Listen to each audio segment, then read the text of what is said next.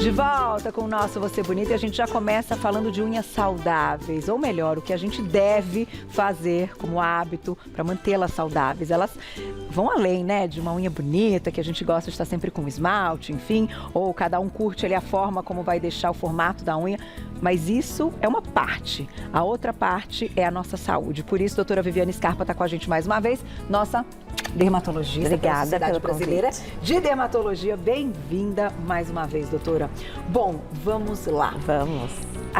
É interessante falar das unhas porque elas dizem muito mais do que a gente imagina, né, sobre a nossa saúde. E como a gente tem o hábito, às vezes até de estar com esmalte o tempo todo e nem reparar como ela está, sem estar esmaltada, de repente está escondendo ali uma série de coisas que podem estar acontecendo. Né? Exatamente. A base de tudo, a base da unha saudável é a alimentação.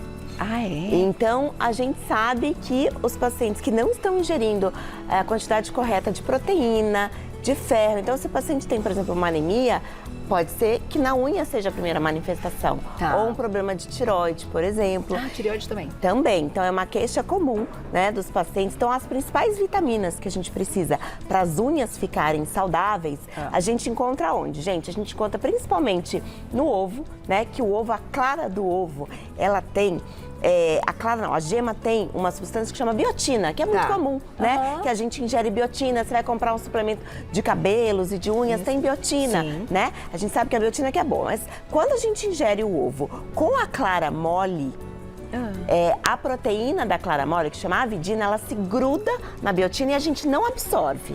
Então, às vezes, a gente está comendo ovo achando que está fazendo bem para a saúde, né? Mas está comendo com a clara mole. Então, é importante, quando você ingerir o seu ovo, ingerir com a clara dura. Durinha. E que aí você está realmente consumindo a biotina que vai estar disponível no seu ovo. Que interessante, doutora. Falando mais de nutrição do que dermatologia, mas isso é importante. Nunca tinha ouvido falar disso. É como se, então, impedisse uma absorção adequada. Ela se liga e não deixa a gente absorver. Então, é importante ingerir ovo, né, com a clara dura. Então, tá? ele cozido, neste caso, vai ter um benefício ainda maior nesse sentido.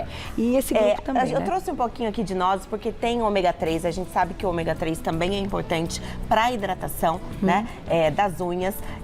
O brócolis, a cenoura tem vitamina A, mesmo brócolis, a gente sabe que tem ferro, todos os vegetais, né, tudo que é verde. Ingerir água, Carol, importantíssimo. Né? A gente no verão lembra, né, porque tá calor, porque tá transpirando, e no inverno, às vezes, a gente tem que se policiar para tomar mais água. É verdade. E a unha fica desidratada. Também. E se ela fica desidratada, a gente sente ela o quê? Mais quebradiça, mais ressecada. Assim, isso a gente vê pelo aspecto em volta da unha, pela pele, e na unha a gente nota quando ela começa a descamar, por exemplo. Também ela fica com aquelas fissuras na ponta, né, mais quebradiça. Que a gente faz assim, aí ela até isso, a gente consegue chama isso tirar. De onicólise, exatamente. Por isso que, assim, a base é a alimentação, mas a gente tem que lembrar que as unhas precisam de hidratação. Por isso que aqui do lado a gente tem exemplos de hidratantes. Hidratantes que são em pote, geralmente eles são em creme, eles são mais espessos, eles são mais grossos. E esse tipo de hidratante, ele penetra mais na lâmina ungueal, que é uma lâmina mais dura. Entendi. Né? E se a gente hidratar logo depois de lavar as mãos ou logo depois do banho, a gente sabe que tanto para a pele a gente orienta isso, mas para a unha também. Também, que vai absorver melhor. Lembrar de hidratar os cantos, a pele da unha ao redor. Em volta, porque a nossa matriz da unha, onde é a fábrica da unha, ela é um pouquinho aqui atrás, é da pele mesmo. Onde a gente vê a lâmina ungueal, um pouquinho atrás, é onde a gente tem a matriz. A matriz é como se fosse uma forma de bolo. Então, assim, se a matriz ela tá íntegra, a sua unha vai crescer boa, vai crescer saudável. Se você, por exemplo, machucou a matriz, bateu às vezes, levou, é muito comum no pé, né? Tomou um pisão no pé e aí fala assim, aquela unha depois desse pisão, desse trauma, sempre cresceu com uma linha transversal, né? Tipo uma ondulação. Tipo uma ondulação. A ondulação às vezes é comum porque a pessoa às vezes tira a cutícula de uma maneira errada. Então ela aperta muito aqui a matriz, então a unha aprofunda e ela vai crescendo com aquelas ondulações. Que perigo. É. Então esse é um alerta Eu deixei aqui uma coisa legal que eu acho fácil, que a gente encontra na farmácia fácil, aqueles hidratantes labiais, que eles têm geralmente essa pontinha. E eu acho super fácil da gente hidratar a unha com eles. E né? ele tem e e tem geralmente todas essas substâncias que são os óleo de amêndoa, vitamina A, vitamina E, manteiga de karité. Todas essas substâncias geralmente usadas nos lábios, a gente pode usar nas unhas também. Ai, que boa ideia. Porque o hidratante normal que a gente usa para o corpo não vai ter, talvez, tudo isso. Geralmente melhorar. ele é em loção, né? Se você for em creme, tudo bem, você pode usar o mesmo. Tá. Mas se é uma unha que já está, por exemplo, fraca por algum motivo, aí vale a pena a gente usar esses específicos. Tem até um óleo de amêndoa ali, os óleos também são bem-vindos. O óleo de amêndoa, nesse caso, a gente está pensando em hidratação, mas... Para quem, por exemplo, tem micose de unha, as pessoas usam óleo de melaleuca, não sei se você já ouviu falar, óleo de rícino, e esses óleos têm propriedades antifúngicas e anti-inflamatórias, então são, sim, substâncias que podem ser usadas nas unhas. Legal. Sabe o que eu ia te perguntar, doutora? Antes, a gente está falando falar aqui mais de hábitos saudáveis, enfim, que vão influenciar, mas falando de micose é uma coisa muito desagradável. E pensando aí nas unhas, não é tão simples, às vezes, de tratar. Não. Então, o que traz, né, esse quadro e o que deve, assim, ficar molhando muito, a mão tá sempre úmida, tudo isso? Tudo isso. Eu deixei até uma luva ali pra gente falar. Então, o que acontece é o seguinte, tem algumas situações, por exemplo, que podem levar você, se você mexe muito com produto de limpeza, fica com a mão muito úmida por muito tempo, você pode ter, sim, uma micose. E outra coisa, a gente tem a cutícula, o certo é a gente não tirar a cutícula. Só empurrar, né? Só empurrar, porque a cutícula, ela faz uma proteção da nossa borda da unha. A partir do momento que a gente tirou a cutícula, ali tá aberto. Então, você tá, mesma coisa que quando a gente tem em outros locais do corpo infecção fúngica, é porque fica quente e úmido. Então, imagina que você pegou uma luva, e você fala assim, a gente vê o paciente, doutora, mas eu uso a luva.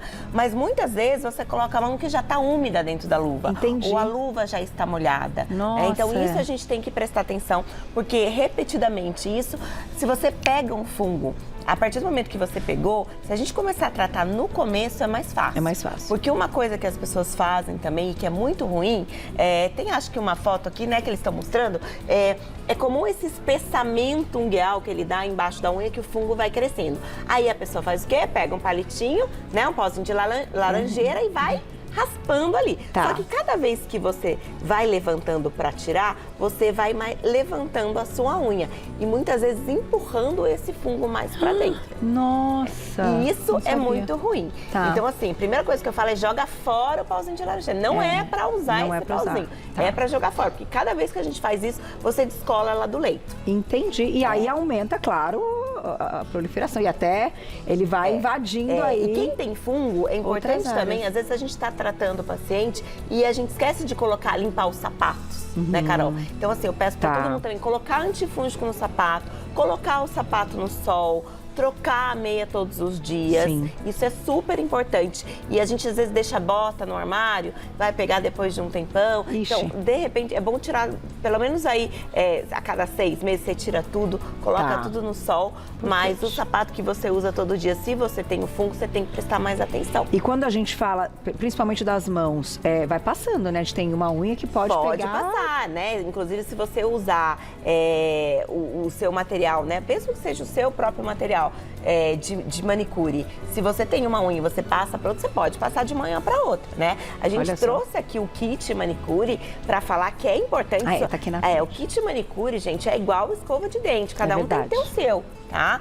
Porque assim, muitas pessoas às vezes pensam, não, mas eu levo o meu esmalte, mas eu não levo a base. Não, a base tem que ser sua. A gente já tem trabalho que mostra que a gente pega os esmaltes e coloca naquela placa de Petri, que se aquele esmalte foi passado numa unha com micose, ele pode ter fungo lá dentro, né? Nossa, e a gente tinha aquela coisa assim, não, mas é vermelho. Vermelho não tem fungo, né? Vermelho mata. Não, Não, é porque você passa, depois você volta pro potinho. Gente, que aí, loucura. se a gente pegou, você passou, você tá com algum machucado na unha, você tá com uma unha frágil, e aí você usou um esmalte que estava contaminado, pode ser que você se contamine. Então, é importante que você tenha o seu kit manicure. E quando a gente fala, assim, já que você comentou da base, É verdade que tem bases que vão fortalecer as unhas, que vão ter sim esse benefício? A gente tem sim bases que fortalecem as unhas, mas uma coisa a gente tem que prestar atenção. A maioria das bases, né, antigamente todo mundo fala muito do formol. Eu não sei se você já ouviu falar, mas o formol, o grande problema dele, da gente usar ele como fortalecedor, é que muitas vezes a unha fica dura, só que ela fica dura, mas ela fica mais quebradiça. Tá. Como que eu gosto de explicar? Vamos pegar um pão sírio, por exemplo. O pão sírio, ele é molinho, certo? Certo. Aí Se quando você passa o fizer ele tempo... em torrada, ele não vai ser durinho? Sim. Só que ele vai ser mais quebradiço do que o mole. Sem dúvida. Então, muitas vezes, a gente, usando o formol na unha, você fala, gente, a minha unha ficou muito dura. Só que se ela estiver comprida e estiver muito dura, o risco de alavanca e de quebra, ele é maior. Entendi. E lembrar que, pela Anvisa, como fortalecedor, a gente só tem uma liberação até 5%. Ok. Mais que isso, já é considerado, ele já pode causar dermatite de contato, tanto na unha como na região periungueal. Então, a gente tem que ficar um pouco de olho, porque existem hoje bases que não tem formol. Ah, entendi. É legal olhar a composição Exatamente. mesmo. Você vai ver base fortalecedora de unha. Tem umas bases que a gente encontra como medicamento mesmo. Eu trouxe aqui, tá aqui, ó, desse lado aqui, até uma aguinha, se você quiser abrir, pra gente ver. E a gente pode passar ela não só na lâmina ungueal, a gente pode passar na lateral, toda essa lateral aqui de pele mesmo. E você vai ver que Ela é tem uma aguinha. princípios, essa daqui. Exatamente. E ajuda para crescer e fortalecer. E ajuda a crescer. Só que a gente tem que pensar o seguinte, a unha da mão, ela cresce geralmente 3 milímetros por mês. E a do pé, 1 milímetro por mês. Essa informação é importante. É importante a gente falar isso, porque quando a gente está tratando, por exemplo, quando você está com fungo, o grande objetivo também que a gente tem, às vezes, é não deixar esse fungo contaminar o restante da unha. Então, a gente tem que fazer uma conta, mais ou menos, que micose de unha demora 6 meses para tratar. Porque ela tem que crescer e essa parte Exatamente, ser retirada. Entende? Por isso que demora. Porque a gente faz, se você deixar a unha do pé para fazer a cada 15 dias, dá, mas a da mão não, né? Então, assim, então a gente tem esse crescimento de unha. Geralmente a mão dominante cresce um pouquinho mais que a outra. Eu ia te perguntar sobre isso, porque eu falei, gente, será que eu que sou louca? Porque eu já tinha reparado, já reparou? Vocês já repararam? Eu falo assim, gente, mas aí quando uma quebra, a outra cresce, tem uma mão que cresce muito mais rápido, a unha. É isso. E é verdade, então. Verdade, sensacional, assim. Tinha a menor ideia, mas eu já reparei. Só que também tem o seguinte, a gente usa a unha às vezes pra tudo, né? Pra abrir uma lata de refrigerante, pra abrir uma lata de tomate, às vezes pra tirar uma sujeirinha ali. Então, tudo que a gente usa a unha, às vezes, como ferramenta, você pode enfraquecer sua unha. Então, a gente tem que pensar isso também. Mas a gente mão dominante tende a crescer mais. Mais e mais depressa. Mais e mais depressa. Vou colocar uma perguntinha do público antes da gente mostrar mais. Adorando esse papo. Silvia, obrigada. Um beijo. As minhas unhas estão estriadas. Fiz vários exames, mas não deu nada. Passei uma base com retinol, formol, queratina manipulado, mas não resolveu. O que pode ser? Silvia, é o seguinte, eu vou dar uma informação que eu não sei se todo mundo sabe, mas as unhas envelhecem também. Senhor. Então, assim, se forem todas as suas unhas, tem algumas pessoas que com a idade vão ficando com essas estrias, que geralmente elas são transversais, assim, na unha, tá? Não são longitudinais, porque se ela for longitudinal, pode ser aquilo que a gente comentou, de quando você for fazer a manicure, que você pode estar machucando a matriz da unha, né? Dependendo do movimento que você fizer, e a sua unha vai crescendo em ondulações. Mas existe, sim, aquelas pessoas que têm, geralmente quando a unha envelhece, e fica com essas estrias, aí a gente orienta mesmo hidratar. A hidratação, que pode ser com óleos ou pode ser com cremes, mas não use base de formol, que vai ser pior, porque essa unha é uma unha mais frágil. Mais frágil, ela já está sensível, já né? está sensível, exatamente. Tem mais perguntinha na tela, olha lá. Obrigada, Alec, um beijo. Gostaria de saber, minhas unhas constantemente estão amareladas... Amarela do... Peraí, gente. É do meio pra baixo. Tá tão pequenininho. Mesmo utilizando esmaltes nudes. Já fiquei sem esmalte, comprei esmalte antialérgico. Não sei o que fazer. Ouvi dizer que pode ser um outro problema no fígado. Isso é verdade? Doutora, vamos aproveitar e falar das doenças. Vamos falar... é o seguinte, Alec. Geralmente, as unhas amarelas, o meio para baixo, eu só preciso entender se o meio é daqui para cá, né? Para frente ou para trás. Mas geralmente o que acontece é o seguinte, quando a gente demora para tirar o esmalte, se a gente deixa o esmalte muito tempo na unha, a hora que a gente tira aquele esmalte, ele pode deixar uma coloração amarelada nas unhas. Uma manchinha. Ou mesmo uma mancha branca. É muito comum a pessoa na unha do pé. Chega assim, doutora, quando eu pintei não tinha nada, eu juro pra você. Aí quando eu tirei agora tá cheio de manchinha branca. Isso não é fungo, isso é o próprio esmalte e o próprio, às vezes, a acetona, que ela é um solvente que na hora da gente tirar o esmalte, ele acaba tirando um pouco da lâmina ungueal também. Entendi. Então a gente tem que prestar atenção, às vezes é o tipo de esmalte que você está usando. E é importante você usar uma base também. Doenças de unhas, né? Existem doenças sim que podem mudar a coloração das unhas, mas geralmente não é dessa maneira. Então, por exemplo, a gente tem alguns remédios que podem deixar as unhas com coloração diferente. Doenças como psoríase podem deixar, às vezes, pontinhos em cima da unha, que a gente chama de pitchings. Parece que você pegou até uma agulhinha e fez um monte de furinho, tá? O paciente, neste caso, é mais comum quando o paciente tem a lesão de pele também. Então, fica até mais fácil da gente, Mas né? pode estar desassociado. Mas pode estar desassociada. A gente tem uma doença que chama líquen plano, que também acomete as unhas, e a gente pode ter os dois, né, Carol? Às vezes o paciente tem uma psoríase e tem também uma onicomicose. Então, se você tem algo diferente, o médico, a gente pede exames micológico direto, que é um exame super comum. Às vezes a gente até corta um pedaço da unha. Então, quando for no médico, não limpa a unha, tá, gente? Deixa aquela sujeira pra gente, que é importante pra gente examinar. Ah, não sabia. Aí corta as unhas e vai pra uma análise. E aí a gente pode cortar e ir pra uma análise ou faz aquela raspagem embaixo também, que daí pode fazer no próprio laboratório. Olha só. E aí a gente vê algum caso específico. E falando em psoríase, eu acho que a gente tem a imagem, né, Gláucia?